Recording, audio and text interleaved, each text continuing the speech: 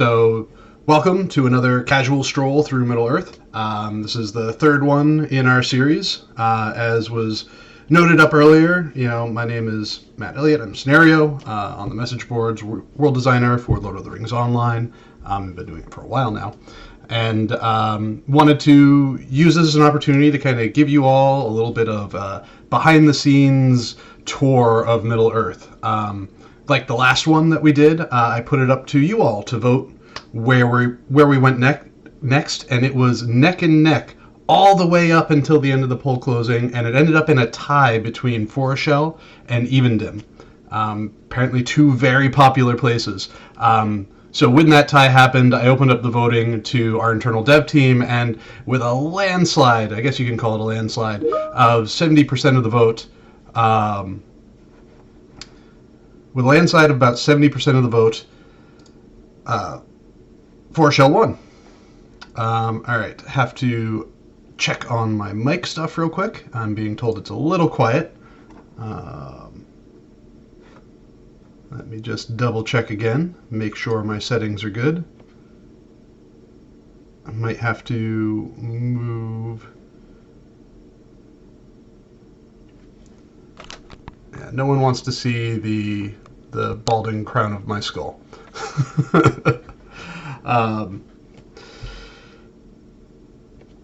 Alright, so just a matter of positioning my microphone, I guess, where it makes sense. You guys let me know if I'm too loud or too quiet.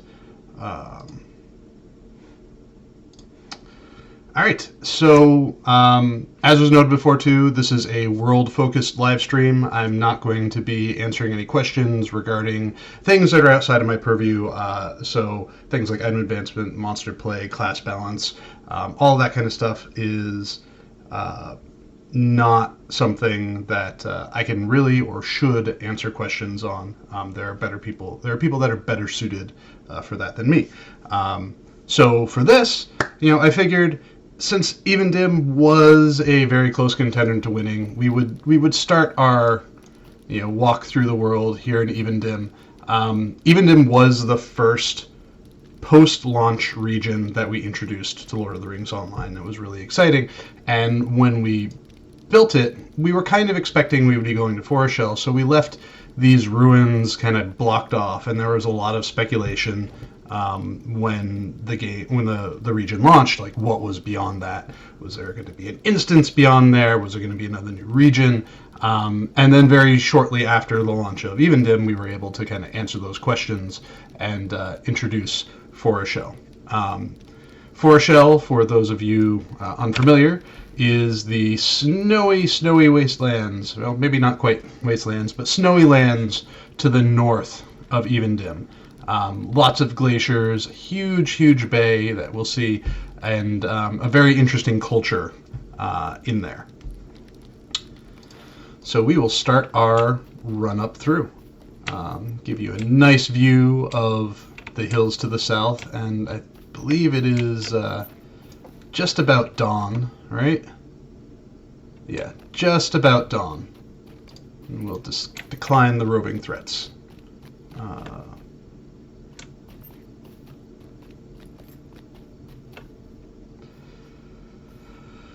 What is the most... So, as I'm running, I'll be answering some questions too. Also, one other thing to note, a little under the weather today, and something that I definitely need to be better about while I'm doing these streams is getting a drink. So if any of you notice that it's been a while since I've had a water or any of my tea, remind me. I know some streamers have ways of reminding people to do that while they're playing games, but certainly happy to have the reminders. All right. So we'll follow the path up here. Kind of a new spin on the Binbull wood style forest. These trees, honestly, are some of my favorite trees that we have. They're lanky, they're well designed, and they're the kind of tree where you can look at them from almost any angle and feel like you're getting a slightly different silhouette on them. And that's really the sign of a good, strong environment asset where you can use it in a variety of different ways. Druid's Fire asks, what the most clever way we've ever blocked players off from getting into an area is. I mean, we have a bunch of different tools that we use for that. For the original game, it's just flat out just like tall impassables. It's not the prettiest approach to everything, but it certainly works. I think as we continued to grow the game, we put more emphasis on finding ways to allude to other regions through clever placement of walls and barriers, having lower impassables that you could kind of peer over but not actually get into, stuff that feels plausible. When we get to Aregian, you'll kind of see some of the stuff that we did here in Forochel kind of come to fruition there in terms of like low impassables that work really, really well.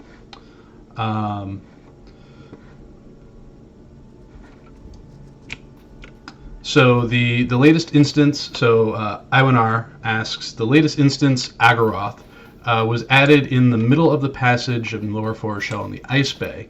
Was this planned all along?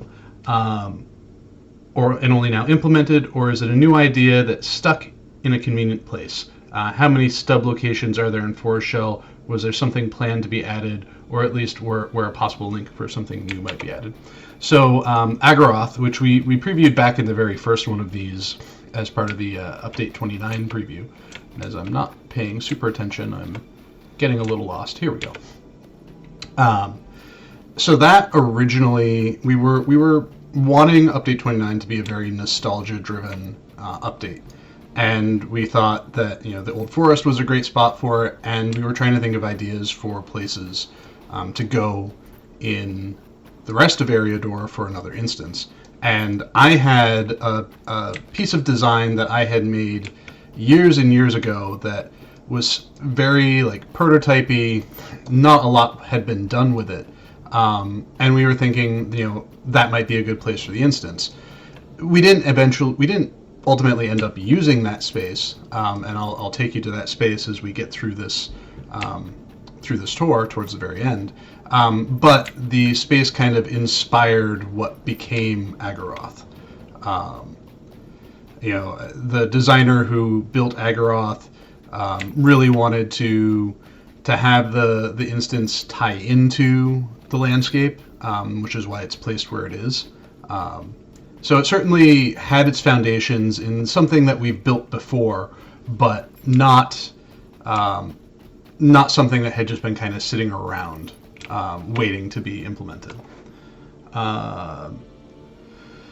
McVegan Pants says, have I been mispronouncing Forochel all these years? Possibly. I have been saying Forochel for a while, though sometimes you will hear it pronounced Forochel with a little bit of a ch in there.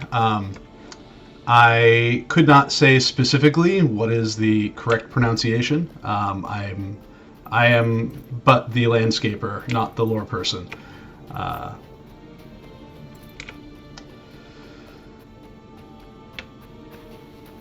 So this area was a lot of fun because this was kind of the fun to build, was kind of the introduction to this region and kind of our way of giving you a taste of what we ultimately wanted to be like without kind of hitting you over the head very hard with it. We wanted to impress that this was, a snowy region. So there are certainly concepts and things familiar in here, but different both in terms of the cultures that are presented here, like White Mountains. And I am being told by Maid of Lions right now, Forochel, long H, is correct. So we kind of wanted to use this as a way to introduce the concept of a snowy space that was a little different, playing more with ice than just snow. We also use this as an opportunity to introduce the Lossoth people. The Lossoth, as a set of cultural assets, has been something that we have had planned for way back in the original incarnations of Lord of the Rings and Middle-earth Online, as a both playable race and a culture.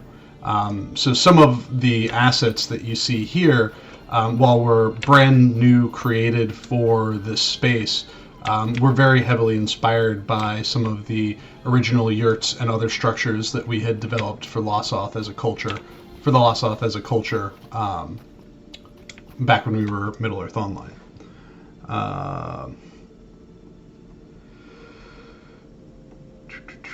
So as we continue down through the questions, what is the rationale for insta-death walls? One of the most annoying aspects of the game. I understand the need for invisible walls, but why do players have to die? So a lot of this is trying to bind immersion with gameplay. In Forochel in particular, I believe you get out far enough into the bay and you will hit an insta-death wall after a series of progressively more damaging effects being put on you. The idea being that you're too far out and you can't take it anymore.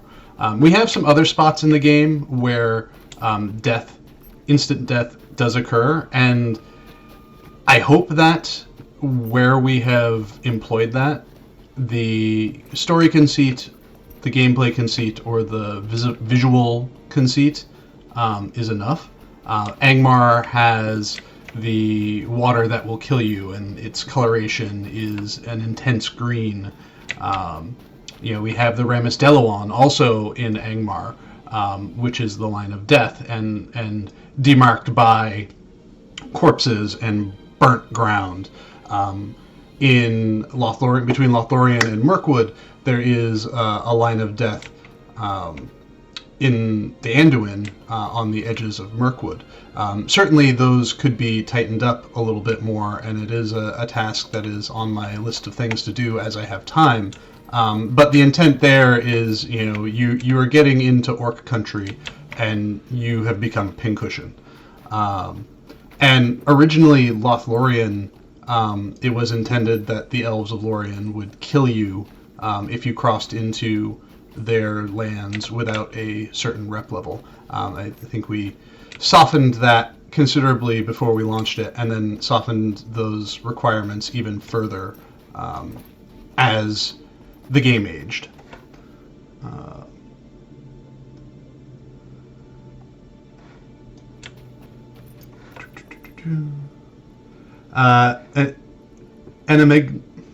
Enigmiga asks, were you the one to decide to have like 10 Grims in all of Forochel, because makes completing the deed very painful? So sometimes there is a disconnect between how we plan out the landscape and how deeds are planned. It's not intentional. By the way, the sidebar.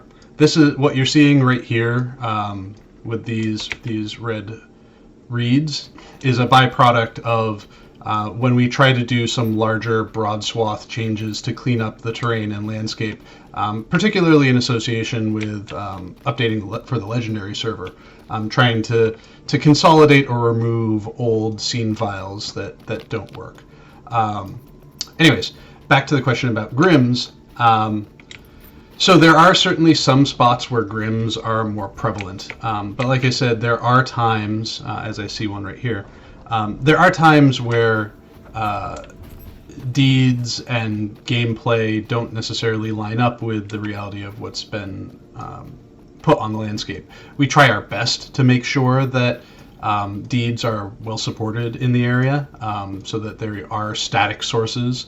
That's not to say you will be drowning in a certain creature type to the point where it's like everyone there could get everything they want. There may be some competition or some need for you to come back later to try to complete your deed if someone else is in there. But we try to make sure that things are supported. One of the things that I frequently actively do as part of preparations for the launch of a new update is I play through all the content to make sure that the content that is there particularly the quest content. The targets are prevalent enough in static spots so that you could complete the quests without having to rely on purely random landscape spawns, because that can be a very frustrating experience. Let's see.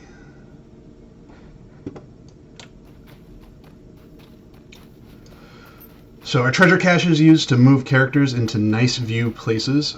Treasure caches are a exploration tool. Sometimes there's the happy byproduct of getting great vistas associated with those, but they're not specifically used to convince players to go to cool screenshot locations. All right, keep on going down through the list.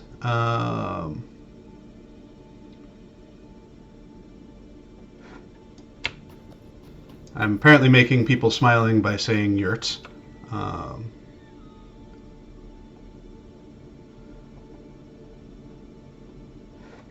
So Little Redhead asks, question in the right-hand part of the map of the Iron Span, will that connect someday? Also, grab a drink of tea/water. All right, first, we'll do the drink.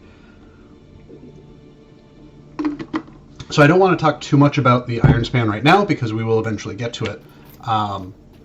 But we like to, as I've said before, we like to tease wherever we can connections between different areas of the world. It helps to illustrate that Middle-earth is a larger place than it can appear to be, particularly if you're very focused on just playing your content and going, hub to hub to hub. Having those hints and teases on the map shows that there's more to the world than just where you can get to, and that someday those places might become available to you to explore and to play through. So this space was an interesting space to build and to play with. A bunch of great world assets for this. These ice shelves are something that were a lot of fun to kind of figure out how to learn to use. We'd never done a glacier before, and so we spent a lot of time looking at a lot of source material, particularly northern Scandinavia, for how fjords and how glaciers interact with the terrain. All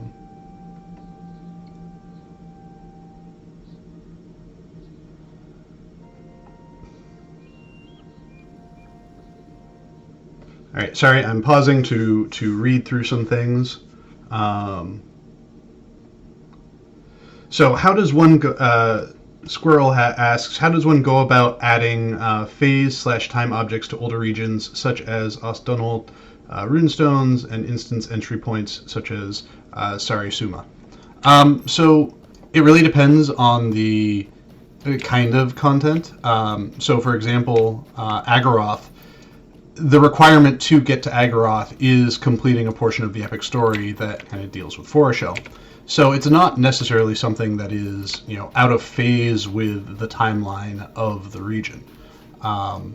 Wherever we can, unless it's part of the advancing story, we try to make sure things that are introduced, back introduced, have some sort of connection to the space that they're being introduced into. So once we get to the bay, so Druid's Fire mentions that the Forochel Roar at night is awesome, and it is. And when we get closer to the bay, I'll flip over to nighttime so that we can look at that a little bit more. Scrolling around through some more questions. So Ionar notes that there is a large empty space to the southwest of the Forochel map. We ought to be able to get there someday, and someday we very well might. One of the things that we experimented with in Forochel, particularly once you got out into the tundra, was using lower impassables to kind of still have plausible impassability while making the landscape feel bigger. And we tried to take those lessons and bring them into Eregion as well, and then where we can employ them in the future, we do. I did a little bit of that for the Breland revamps as well. So here we are inside the tunnel within the glacier in Forochel, and the really key piece of trivia for this space is this is the first area that we built using the ceiling height map technology. It was brand new technology introduced specifically for use in Moria, but prior to introducing it in Moria, we wanted to be able to have a test run of it. We wanted to make sure that it worked, it was performant. So this space is really the test for it. You know, can we have this ceiling height map that, you know, works like our terrain and doesn't cause weird things to happen. There are some weird things that have happened in Forochel, not specifically related to the cave, but related to day files. A lot of people like the stuck fog bug, where, you know, they will encounter one of the rare monsters here in this region and somehow manage to get the fog effects, the blizzard effects of those creatures stuck to them. Believe we figured out the fixes for that, but haven't fixed everything as much as we would like. Agarther notes wood nodes. Forochel isn't very friendly to foresters, and I believe that was kind of a conscious design decision as we went into this space. You know, knowing that it wasn't very friendly to foresters. However, knowing that there were other similarly leveled areas in the world that do have assets for foresters in them, we felt that it was okay for us to be a little bit lighter on them here. And we've done that in a few spaces, a few other spaces as well, where it didn't feel like it made sense for, you know, a specific type of node. This is why, like, in general, you don't see scholar resource nodes scattered everywhere. We usually try to keep them relegated to monster camps and to ruins. So we've made it out onto the tundras and hills of Forochel. We're about to take a quick look over the ice bay from Pintipeldot.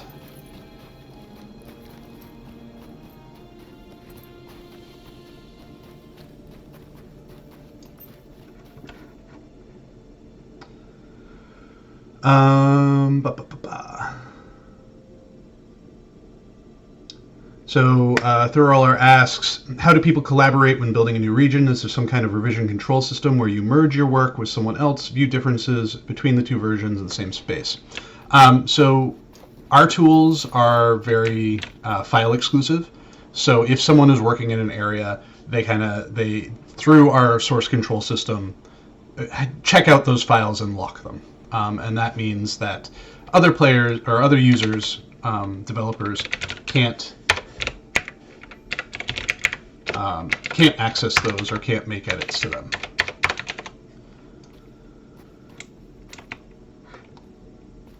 This does sometimes lead to conflicts where, you know, someone will sit down and do a bunch of work and then won't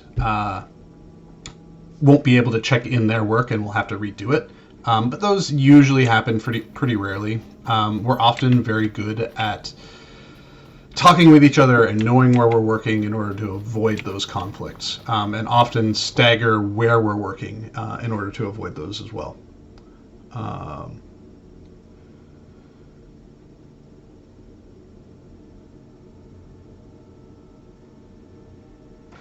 So can you explain a little bit more about the decision behind Narrow Delve and how you ended up placing that in Jakuru after 10 years release from the area? You know, so like I had mentioned, it was us wanting to feed a little bit of nostalgia into the game. You know, we wanted to go back to a place that was a fan favorite. We wanted to tell a story that had a little bit of gravitas, and, you know, once the design our story and instance designers started really working on it, they got very excited about going back to Forochel and working in those spaces. And I think a lot of us had a lot of fun kind of revisiting areas from the past, places that we had long since kind of gone by, but looking at them for new content potential. Wildwood, the Old Forest, and Forochel, like all areas that players are excited about, and we're excited about going back into and filling in. And I wouldn't be surprised if this kind of approach is something that we do in the future as well.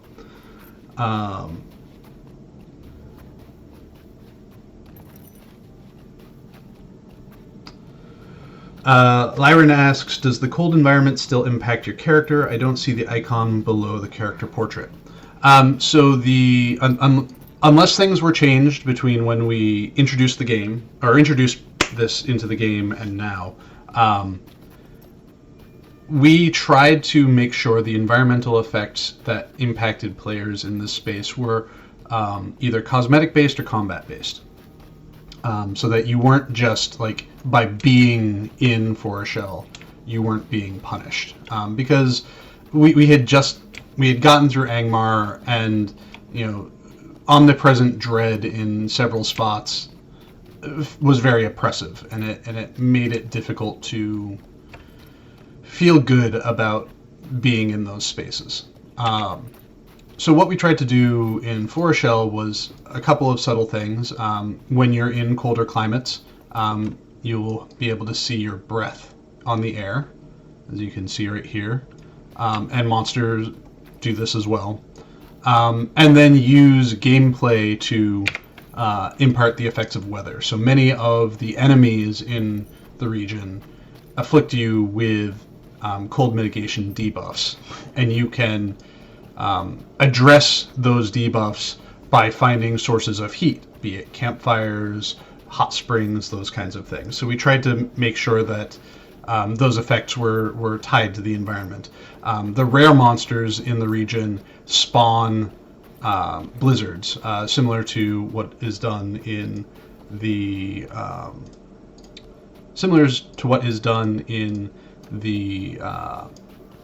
Misty Mountains. Let's see.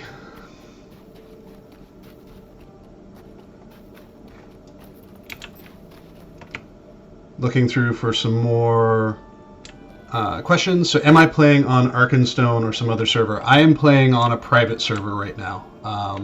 Figure it is best to do it in this kind of environment so that we are not interrupting other players' gameplay, and other players are not interrupting the tour as I am giving it. I'm sure you would all be lovely following me around, but it is a lot easier to tour guide without those kinds of interruptions.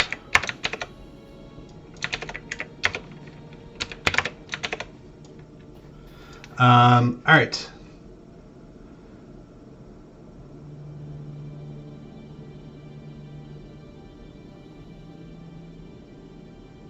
So sorry for the pause again. I'm still going through the list of questions, and hopefully can answer them, as many of them as I can.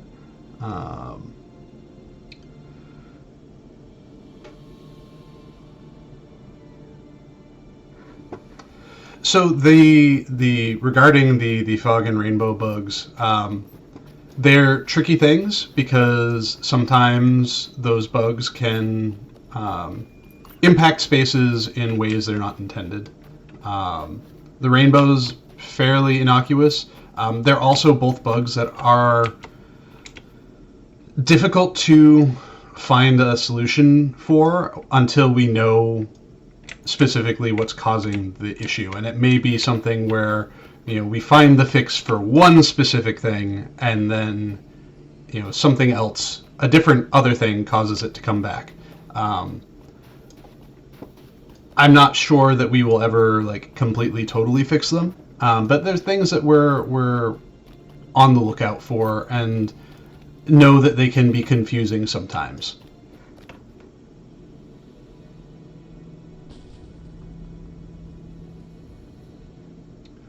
So why don't we have rare mobs in higher levels? Shard droppers used to be a fun alternative gameplay. So I think the part of the challenge with rare mobs as they existed in the original launch of the game was they were inconsistent to find, but also promoted a kind of negative farming experience, particularly if any of them had deeds associated with them.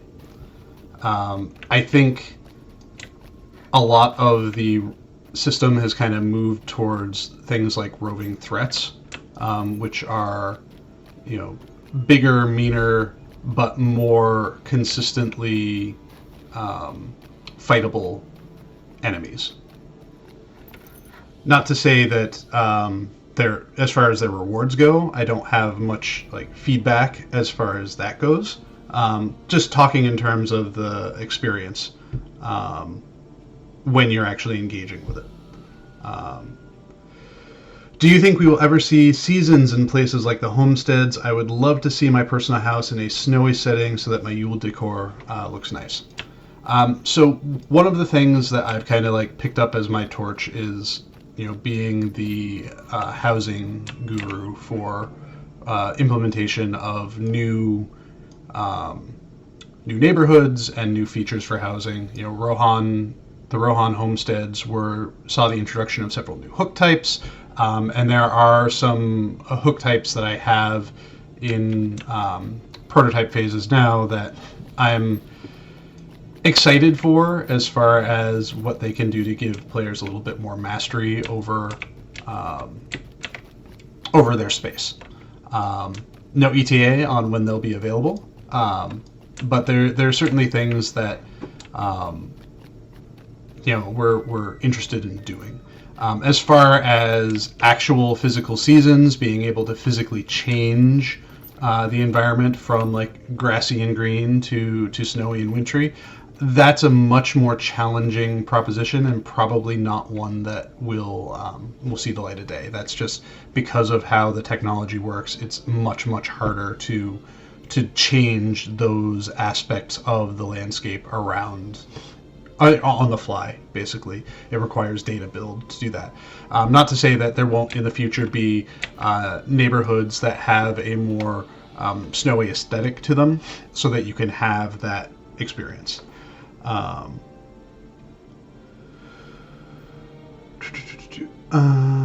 So in-game map needs to be updated to show Agaroth.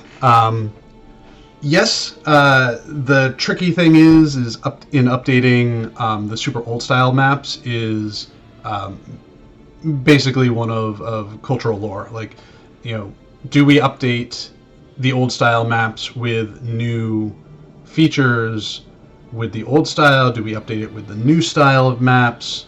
Those kinds of things. I think we are leaning towards any new maps we introduce being the new style maps like we did for Shire, Breland, and Ered Luin. And if we were to do something like that for Forochel, we would want to kind of move that in line with this, with those versions of the map. That does mean that at times there's inconsistency in what the maps look like, but eventually they'll hopefully all be one and the same, and maybe in the future too we can introduce ways for players to select the map style that they prefer. So real quick to talk about the Iron Span. So there are tons and tons of questions about the Iron Span and when it will actually connect and so on. And this is one of those things where it is a never say never. It is certainly a hint towards places we could go and places we could connect. Originally, when we were building Angmar and we built Karn Dûm, the intent was to allude to a road leading from Karn Dûm, the kind of back areas of Karn Dûm, to the west, which could eventually connect with Forochel. However, there is a lot of space in between those two regions. Effectively, I believe it's Forwardwaith would kind of fall in between, and until there's a reason for us to really go there, I wouldn't expect that an actual connection would happen. We'd also probably have to do some changes to Angmar itself in order to support any sort of connection between the two areas.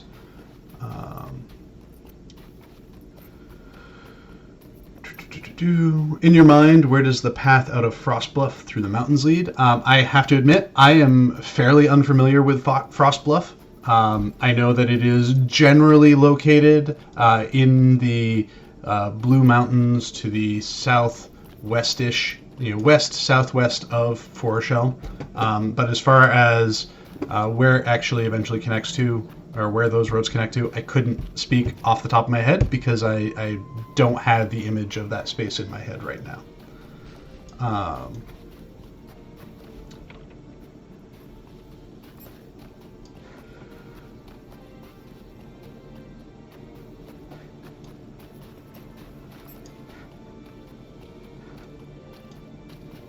So there was a joking comment regarding some of the floor textures for housing after the per pixel lighting attenuation went in. That's something that we are working to address as we discover the issues. So I recently checked in a fix for the Hall of Memory, floors and walls, and based off of, there's a thread on the message boards about it right now. I'm going to kind of go through that and see what other things I can fix in the near term to kind of bring those away from the shiny plastic appearance that they have.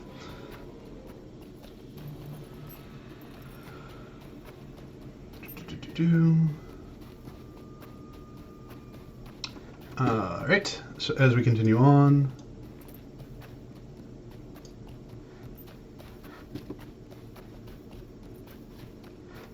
so as we continue on towards the capital of Forochel, we're heading all our way over here to Surikaila. One of the things that when we were building this region, as far as travel planning, and don't mind me as I almost run off a cliff, is finding ways to help travel around the region work better. I think Even Dim kind of showed us that having half the region locked off on the other side of a lake wasn't great. Forochel, I don't think we did. We got a little bit closer to helping it, but I still don't think it's the optimal solution for travel.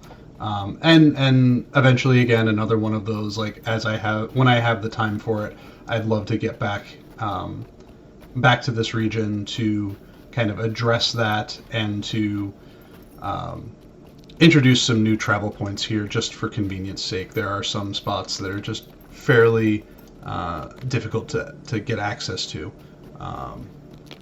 which would be good to kind of shore up. Having a drink.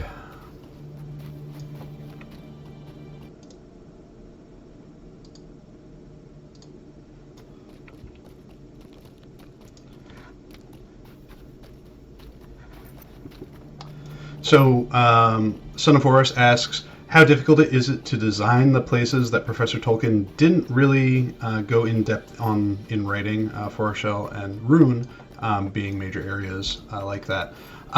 It's challenging, but also exciting. There's the whole, like, you find the breadcrumbs in the source materials. You look deeper into other materials.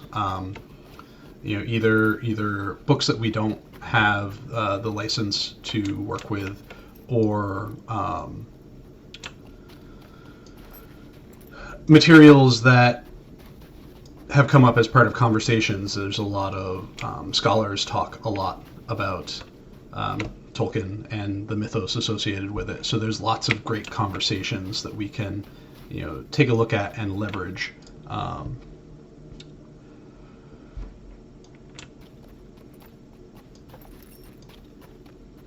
So usually, whenever we build a new region, particularly one that is light on actual materials, there is a very extensive research process that goes into it, and I think you might be surprised at how much time goes into researching those areas. It's very easy for one of our designers to spend 2 months just researching. You look at Wells of Langflood, Elderslade, for example. Those areas really, it took 2 months of research, pulling in all the different concepts and ideas to make the region. Gundabad as well, which we're working on at the moment, is something that we spent a considerable amount of time researching.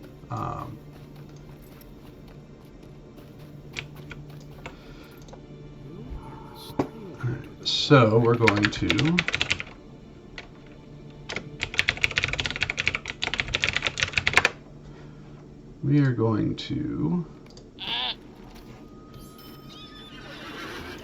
we're going to use the travel system to make our way back to Pindipelda, and we'll continue the conversation while I let the game play for me.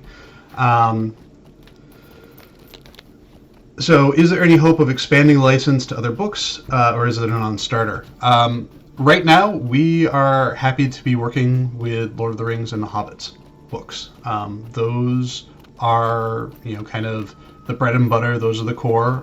We do make sure we are aware of all the other materials whenever we're working on anything, because while we may not be able to use those materials specifically, we do want to make sure that we're respectful of them and that we're not contradicting them.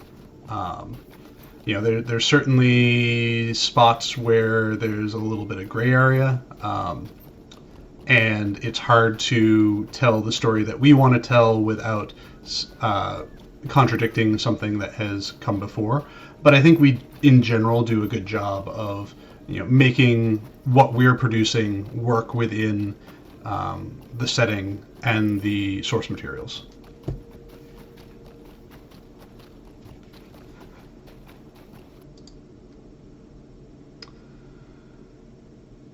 So 2 months sounds crazy and cool. Yeah, I mean, it is a lot of work going into building and researching this game. There is a lot to it, and we spend, we want to make sure that we get things as right as we can, and that's why we invest that effort into it. So it's definitely something that we have zero regrets doing as we're going through and building new regions.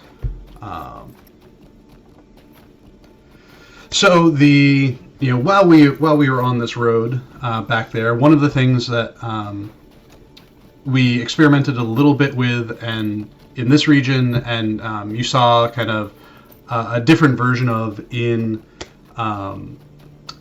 the Wildwood, was the control point camps. This is something that we started in Evendim, particularly in Enumenos, and brought into this space as well, where there are monster camps scattered throughout the region, and depending on the state of them, whether or not they are held by enemy or by friendly forces, gives access to content. In Wildwood, we focused purely on changing the makeup of the enemies within the space. Here in Forochel, it was a balance between, do you want content or do you want things to kill, kind of thing.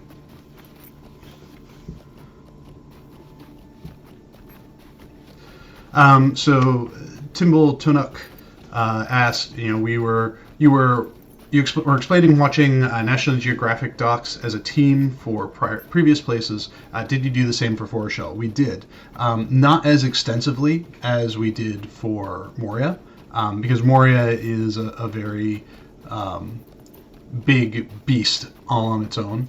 But for Forochel, we spent some time. I believe we watched one documentary and then spent a lot of time looking at photographs of Finland and Norway and Greenland and Iceland, trying to get a sense for how ice looks and how ice feels in a space.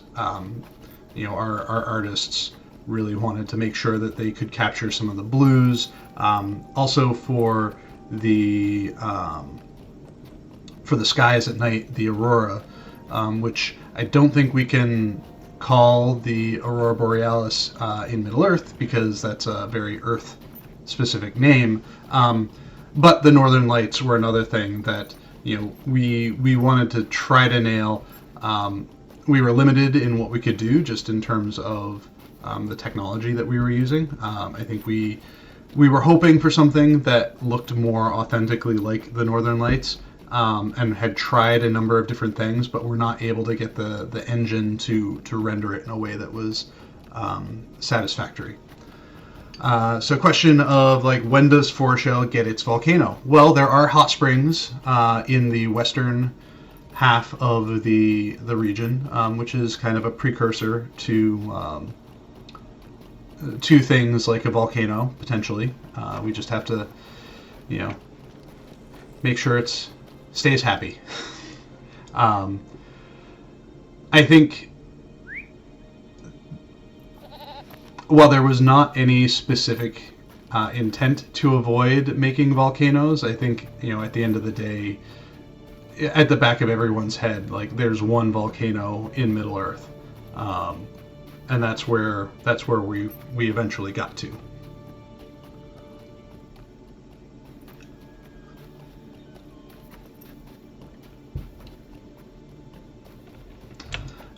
So we're continuing on into the tundras of Forochel.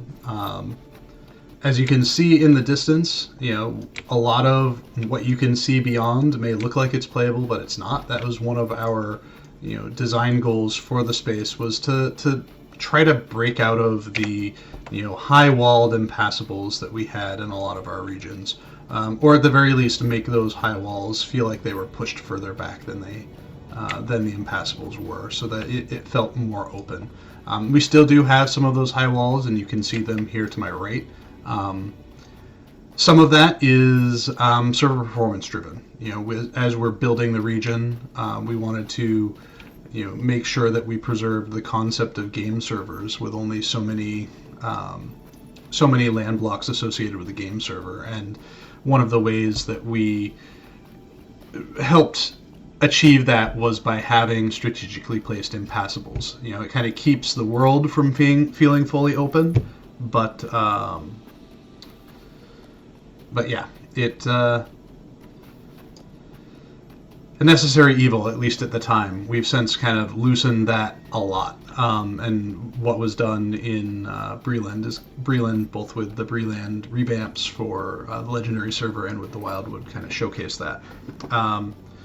So before we run out of time, what was the undeveloped area that we chose? So we will get there. I'm feeling, unless there is someone coming right up afterwards, I might run this a little bit longer so that we can actually get through a bit more of the region. I feel like I'm talking a lot more and running a lot less than I should be. But yeah, so you can see here in the distance, these impassables are a little bit lower. They're not the high walls that we had elsewhere. We pushed them down. We tried to push them down even further in Eregion, and when we have opportunities to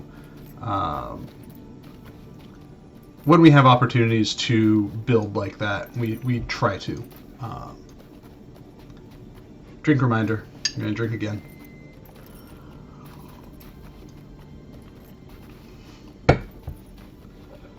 So I believe this is this region is also the region that saw the introduction of a few new creature types.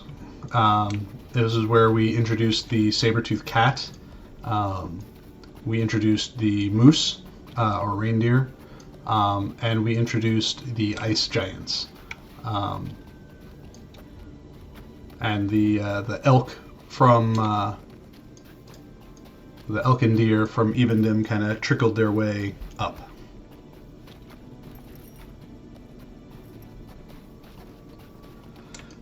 So Lils of Laurelin says, removing the walls of Archit and Combe ruined the good pacing of those areas. Now you can go east and be instantly one-shotted by 10 levels higher because they didn't change level of mob to change topography. So to some degree, that is actually kind of by design. When we pulled down those walls, the boundaries of the Archit Vale still were intentionally left very clear. You know, the bushes and shrubs still demark the edge of the space. As you approach the edge of that and you cross over into higher level areas, you know, it is to some degree, you know, exploration. You know, you want to go out, you want to explore these areas, but it's also kind of on you to, you know, be aware of your environment. I think having the visual barriers while removing the physical impassables was a good change, but that's my opinion. Everyone is entitled to different opinions as well.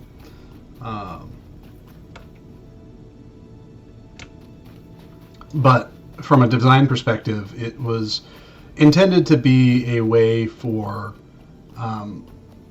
us to open up the world and remove kind of needless barriers. You know, the way that the world had been built before was very segmented and kind of antithetical to an open world.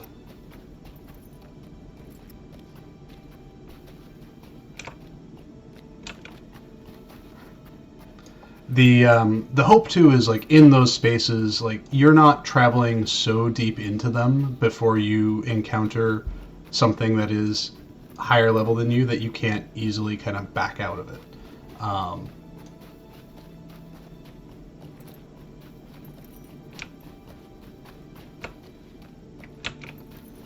So we are slowly working our way around. We haven't gone into very many of the interiors yet. Pay no attention to that floating rock. That is a far view issue.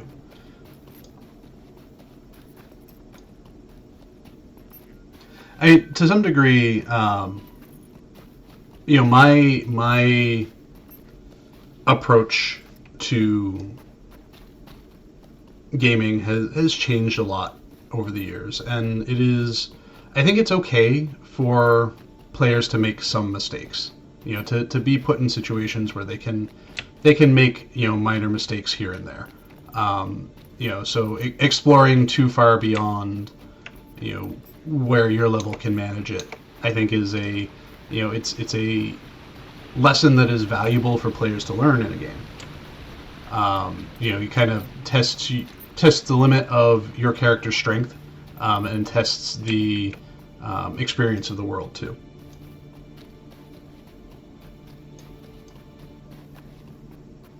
So the Potent Finberry talks about in the Weather Hills there's the level 55 half-orc camp. And the hope is that those specific encounters are distinct and called out enough in the world building around them that you can kind of see and understand this might not be a place for me to walk into. You know, you can at a distance view the space. You can at a distance see the enemies that are ahead of you and kind of take a moment to, like, step back and kind of assess, you know, whether or not it might be a place that you want to go to.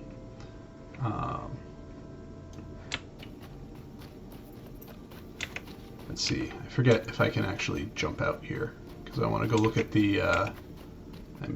Can I squeak out here? Yes, I can. One of our old design tenets is, you know, make sure there are multiple ways out of a monster camp.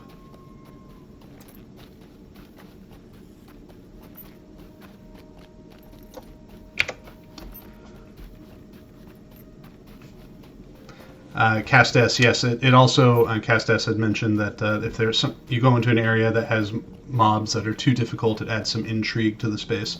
It certainly gives you incentive to kind of go back and master that area once you're suitably leveled for it.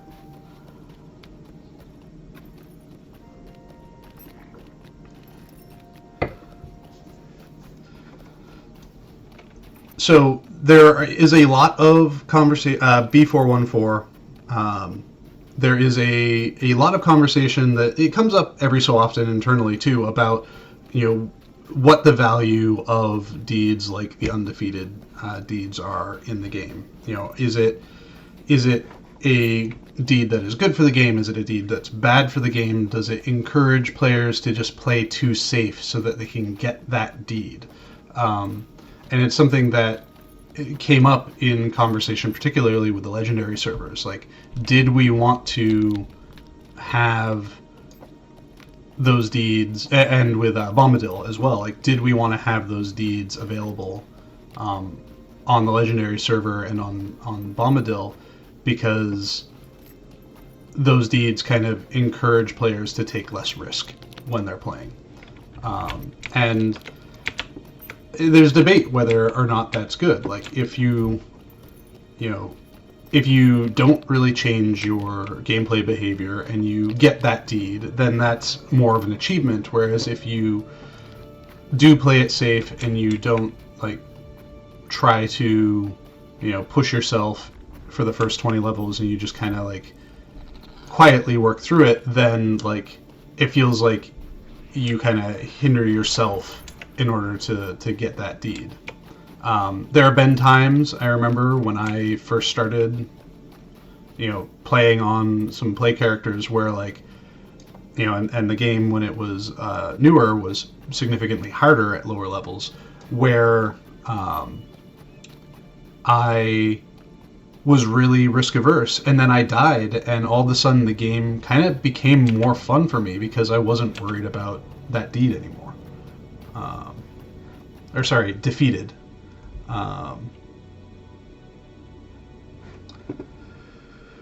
Alright, so we'll conclude our walk around of the region by getting up to the ruins here and looking out over the bay, and then I will send us on over to the secret hidden spot that I'm sure some of you have either seen radar images for or screenshots of in the past, because we can't always prevent that stuff from getting out there. But we'll go take a look at that real quick and talk a little bit about that to wrap up things. We won't make our way down to the boat because I'm pushing time. Though that structure was updated as part of update 29, since we had the fight for the instance. The Agaroth instance included a non-destroyed version of that ship. We decided to update the existing destroyed version as well in order to kind of make it match the style that we have, that we put in place for it.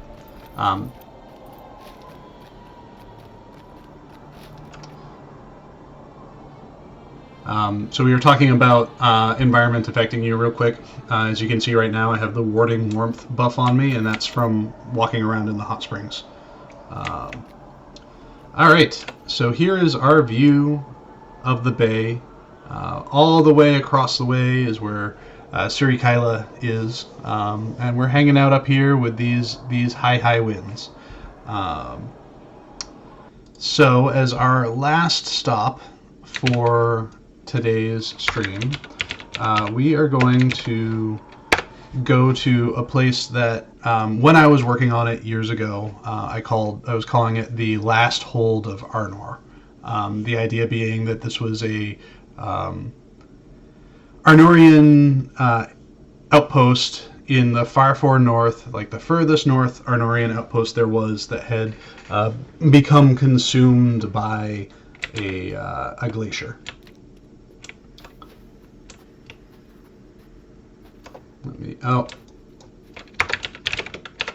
I forgot there are no mounts allowed here. So pay no attention to the fact that these are Rohan assets. In many prototype spaces that we build with, when we're hoping to have custom or unique assets for a space, we use kind of the best fit.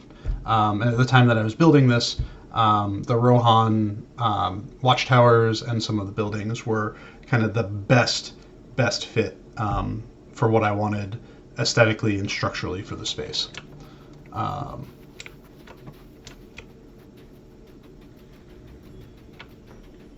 So the idea here was that this was going to be an instance with a bit more of a dynamic conflict going on in it.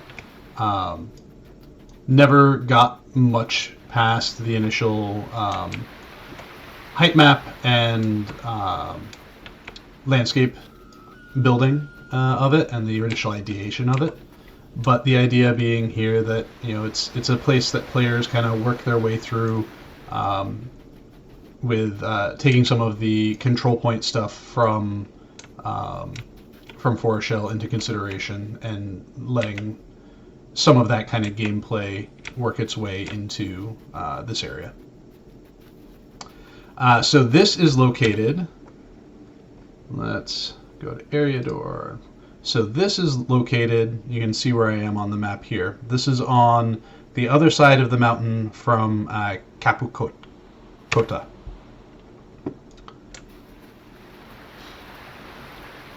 So the plan was not for this to actually be connected to the game. It was meant to be a instance space, so it wasn't going to be directly connected with anything. Spend a decent amount of time playing around with different treatments for the environment in here, trying to make like rapids look interesting. Up here, this is a half-finished whole Arnorian keep that we kind of stopped our development on the space prior to it really being able to be kind of finished. The trivia associated with this, though, is when we were talking about Agaroth and what we wanted to do for Agaroth, this area was suggested as a potential place for us to have the instance in. Ultimately, it didn't pan out. We didn't want to use this space specifically for that, but it helped inspire some of what was done for Agaroth.